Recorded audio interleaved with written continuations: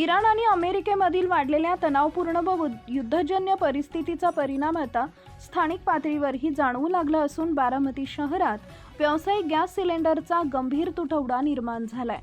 या टंचाईमुळे शहरातील हॉटेल, मिठाई दुकाने आणि बार व्यावसायिक मोठ्या अडचणीत सापडलेत।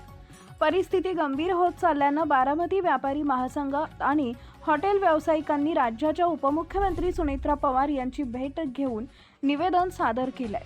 बारामती शहरात सुमारे 250 हॉटेल्स, 60 मिठाईची दुकानं आणि जवळपास 100 बार व इतर खाद्य व्यवसाय आहेत। या सर्व व्यवसायांसाठी व्यावसायिक गॅस सिलेंडर हा अत्यावश्यक घटक आहे। मात्र गेल्या काही दिवसांपासून गॅस सिलेंडरचा पुरवठा विस्कळीत झाल्यानं अनेक ठिकाणी स्वयंपाकाचं काम ठप्प होण्याची वेळ आली आहे। परिणामी अनेक व्यावसायिकांपुढे व्यवसाय सुरू ठेवणं कठीण झालंय। व्यापारी महासंघाच्या म्हणण्यानुसार शहरातील सुमारे 400 पेक्षा अधिक व्यावसायिक या टंचाईमुळे थेट प्रभावित झालेत। अनेक हॉटेल व्यावसायिकांकडे केवळ 1 ते 2 दिवसांचा गॅस साठा शिल्लक असून पुरवठा नियमित झाला नाही तर व्यवसाय बंद करण्याची वेळ येऊ शकते। याबाबत व्यापारी संघटनेनं दिलेल्या निवेदनात म्हटलंय की जर 1 दिवसाआड व्यावसायिक गॅस सिलेंडरचा पुरवठा झाला नाही तर येत्या आठवड्यात बारामतीतील सर्व हॉटेल्स व मिठाई दुकानं बंद ठेवावी लागतील।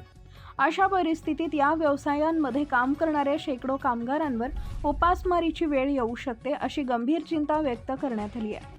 व्यापाऱ्यांनी प्रशासनाकडे तातडीनं हस्तक्षेप करून गॅस पुरवठा सुरळीत करण्याची मागणी केली आहे। तसेच व्यावसायिक गॅस सिलेंडरचा नियमित व प्राधान्यानं पुरवठा करण्यासाठी तेल कंपन्या आणि संबंधित विभागांशी समन्वय साधावा, अशी विनंतीही करण्यात आली आहे।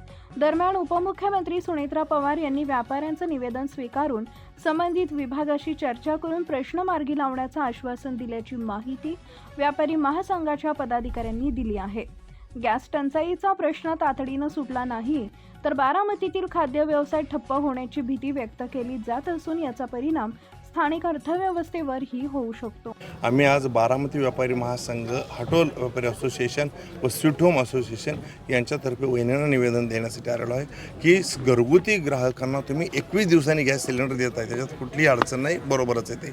परंतु व्यापारी जे होते की जे व्यावसायिक गॅस सिलेंडर रोज मिळत होते ते रोजचे बंद करून एकदम नाही म्हणून असं सांगितलं आणि नाही म्हणून सांगितल्यामुळं असं झालेलं आहे की हॉटेल सर्व बंद पडायच्या मार्गात आलेले आहेत। ज्याच्याकडे 1 दिवसाचा 2 दिवसाचे गॅस सिलेंडर स्टॉक होते त्यांनी ते वापरले। आजची परिस्थिती अशी आहे की हॉटेलमध्ये काहीही मिळत नाही, चहा आणि कॉफी फक्त मागितलं तरी मिळत नाही। याच्यामुळं हॉटेल व्यवसायावर, धंद्यावर परिणाम झाला आहे का तर तो झालाच आहे।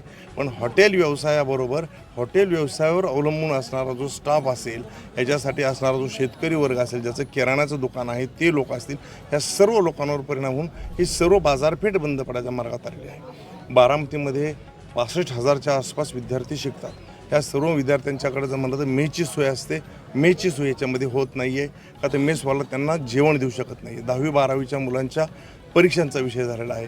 हॉस्पिटलमध्ये लोक ॲडमिट आहेत त्यांचं होत नाही आहे। जे लोक इथं भेटायला किंवा बारामतीमध्ये वेगवेगळ्या सरकारी कामासाठी येत आहेत त्यांना बारामतीमध्ये आल्यानंतर चहा पाणीसुद्धा काहीसुद्धा मिळत नाही। एकंदरीत सर्व जनतेचं नुकसान होत आहे आणि सर्व जास्त अडचणीत येत आहे। तर आमची वहिनींकडे अशी विनंती आहे की जो आम्हाला इथून मागे रोज गॅस सिलेंडर मिळत होते ते कमीत कमी 1 दिवसाआड 2 दिवसाआड तरी आम्हाला गॅस सिलेंडर मिळावेत।